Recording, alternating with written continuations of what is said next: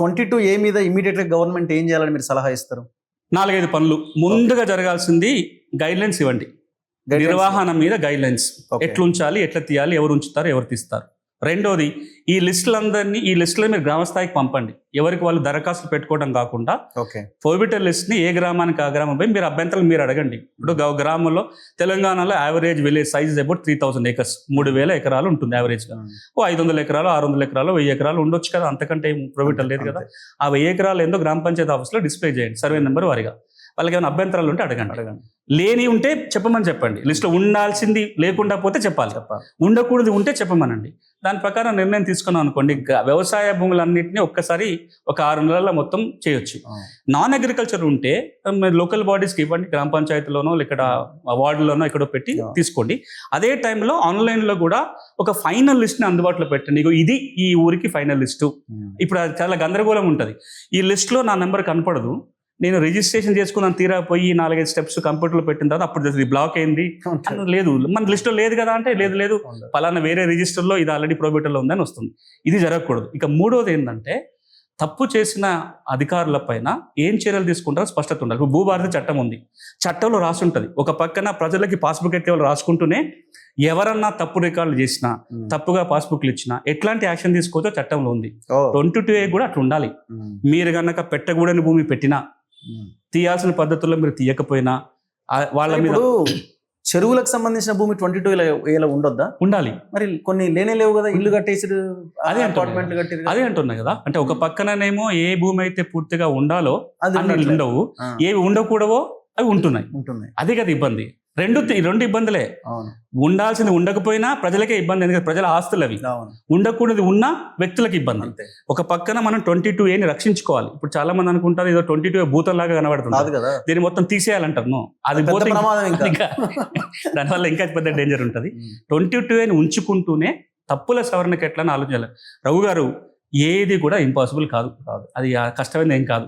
కానీ మీ ఇంతకుముందు అన్నట్టుగా 1% మనం కనుక చిత్తశుద్ధి ఉంటే మిగతా అన్నిటిని మనం చేసుకోవచ్చు. ఈ విషయంలో అంటే 20 ఏళ్ళుగా చూస్తూ వచ్చిన దాంట్లో లాస్ట్ ఒక 1.5 year గవర్నమెంట్ చాలా సిన్సియర్గానే చేసింది. చట్టం తీసుకొచ్చేంత వరకు కొంతవరకు ఆ ఇంట్రెస్ట్ కనుక అట్లనే కొనసాగి మనం చేయగలిగితే ఇంకొక 1.5 yearలో తెలంగాణలో ఉన్న చాలా వరకు భూ సమస్యల్ని మనం పరిష్కారం చూపించవచ్చు. ఇప్పుడు 25 lakh acres government land private పట్టాల కింద మారిందని ఒకటి ఉన్నది. టెరాసిస్ అనే కంపెనీ, ధరణి, ఇదంతా జరిగిన తర్వాత ఫారెస్ట్ ల్యాండ్ అనుకోండి, ఇంకే రకమైన గవర్నమెంట్ భూమి అయినా సరే, ఇప్పుడు దాన్ని వెనక్కి తీసుకురావడానికి భూభారత్ తీసుకొచ్చారని పెద్ద ప్రచారం చేశారు. కరెక్టే. రెండు అంశాలు కబ్జా అయింది, కబ్జానే అంటే నేనేం చేస్తానో చెప్తా, చట్టంలో వెసులుబాటు ఏం తెచ్చానో చెప్తా. ఇప్పుడు ధరణి వచ్చినప్పుడు ఏమైందంటే, ల్యాండ్ క్లాసిఫికేషన్ ఒకటి ఉంటుంది. భూమి నేచరు క్లాసిఫికేషన్, తరి భూమా, కుష్క్యా ఒకటి రాస్తాము, ప్రభుత్వమా, పట్టానా, భూదానా ఇంకో క్లాసిఫికేషన్ రాయడానికి కాలం ఉంటుంది. ఈ ధరణి వచ్చినప్పుడు ఏమైందంటే, కొన్ని పొరపాట్లు, కొన్ని కావాలనో అసైన్ ల్యాండ్ అని పట్టాను రాశారు. పట్టాని అసైన్ అని రాసిన సందర్భాలు ఉన్నాయి. ఫారెస్ట్ కూడా పట్టా చేసుకున్న సందర్భాలు ఉన్నాయి. అసైన్ని పట్టా చేసుకున్న ఇన్స్టెన్స్ కూడా మనం చాలా మంది కేస్ స్టడీస్ చూసాం. మరి వీటిని ఎట్లా చేయొచ్చు అనడానికి 2 సలహాలు మా నుంచి వెళ్ళినాయి. ఒకటి ఏమన్నామంటే, ఆడిటింగ్ జరగాలి, ఫోరెన్సిక్ ఆడిట్ జరగాలి, కమ్యూనిటీ ఆడిట్ జరగాలి. ఫోరెన్సిక్ ఆడిట్ మీరు ఎందుకు చాలాసార్లు మాట్లాడారు, ఎక్స్పర్ట్స్ వచ్చి ఏమైనా ట్యాంపరింగ్ జరిగిందా, ఏం జరిగింది చూడటం ఒక పద్ధతి. రెండోది ఏంటంటే, 2014 రికార్డును పెట్టుకొని, ఇప్పుడున్న రికార్డును పెట్టుకొని, మనకున్న బేస్ రికార్డ్స్ ఏతో దగ్గర పెట్టుకుంటే ఇవి మ్యాచ్ అవుతున్నాయా కావట్లేదా. ఇప్పుడు అక్కడ 2014 రికార్డులో ఫారెస్ట్ అని ఉంది, ఇప్పుడు పట్టాను ఉంది అనుకో, ఏదో మతలబ్ జరిగినట్లే కదా, కరెక్టే జరిగిందా లేదా. ఈ ఆడిట్ ఏ ఊరికి ఆ ఊరికి చేస్తే సరిపోతుంది ఒకటి.